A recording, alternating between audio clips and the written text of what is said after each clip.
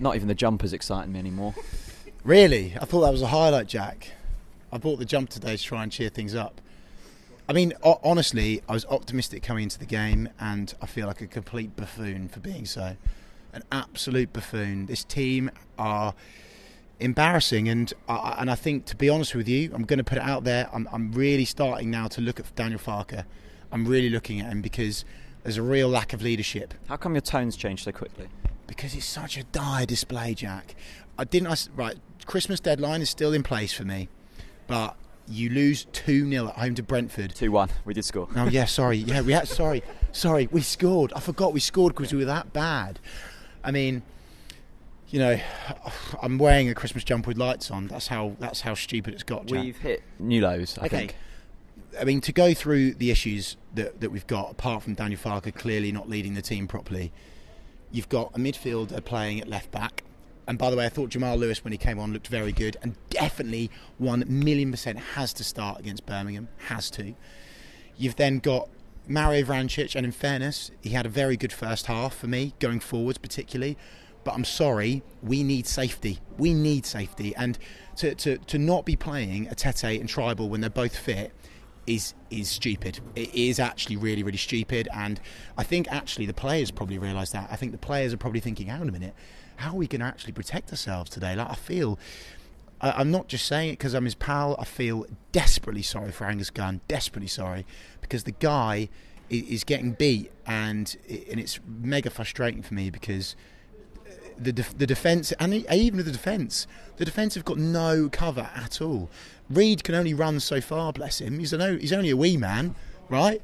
You need a Tete, you need a Tribal, you need someone in there to make challenges.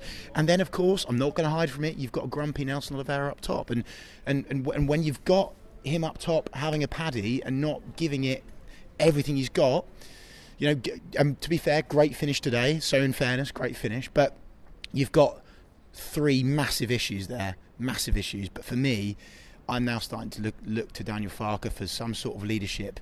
You question whether this team have got a plan B. We look like we've gone back to the days of Alex Neil. We look like a team full of individuals. And to be honest with you, Jack, I really am starting to think that the players aren't playing for the gaffer. I really don't. Now, you tell me you're going in at half-time and you're confident that Daniel Farke is going to give you an inspiring speech. Is Daniel Farke going to pick you up by the scruff of the neck and say, come on, lads, let's do it? Hope not. He's not. No, I hope so. I hope so. They need that. There's nothing here. What is going on? There's no fight. Why is Yannick Vilshoek nowhere near the team? And by the way, I'm not just creating a conspiracy theory. Wes can't be injured. He can't be injured. He must be injured. Mate, I mean, I'm... what? And Naismith and Russ? Hang on a minute, isn't that funny? The 3 most experienced players that are leaders aren't in the changing room. That's fishy to me, mate. I'm sorry, I'm extremely frustrated, of course, because you know my rule, win your home games. Brentford, I'm going to compliment Brentford. I thought that they put their chances away very well today. They played the simple football that we could have easily played, and we didn't do it. And ultimately, that's why we're getting run over everywhere. Pritchard, could only do as much as he could do. I'm so relieved he's back. We're relying on Maddison far too much, and he's going to get injured. He's going to get injured at some stage as well, by the way. It's unbelievable. It's really... And the problem that we've got is, obviously, there is the whole kind of, but David Wagner had this at Huddersfield. Now, I'm starting to kind of... I mean, you've said that. I agree, and I'm starting to now understand the other opinion more now, which is that the difference between Huddersfield and Norwich is there was no expectancy at Huddersfield. None. Honestly, I know Huddersfield are in the Premier League now and fair play, but they're a tin pot football club. Just like Brentford, just like Brighton. Mate, they are punching above their weight. Now, Norwich City, there's an expectation, and we should be in and around the playoffs. Is it an expectation or is it a self-entitlement? No, it's an expectation. We're Norwich City Football Club, mate. We're not relegation candidates. What the fuck are we doing down here? What are we doing down here? Losing to Brentford. Losing next week to Birmingham, probably. It's desperate, but again, just to touch upon it, there's no leadership anymore. That is the problem now. You look to the manager for inspiration, and there's none. Not a single ounce. Don't tell me there is. There's none. And, you know, you need experienced players in and around the team now, and there's none. And for me, I think problems are now starting to show. The cracks are starting to show. I still have my Christmas deadline in place. But look, if we lose to Millwall at home in January, is it in January? January the 1st. I'm sorry. Happy New Year. I'm sorry, but you've got to change it. You've got to change it at that point.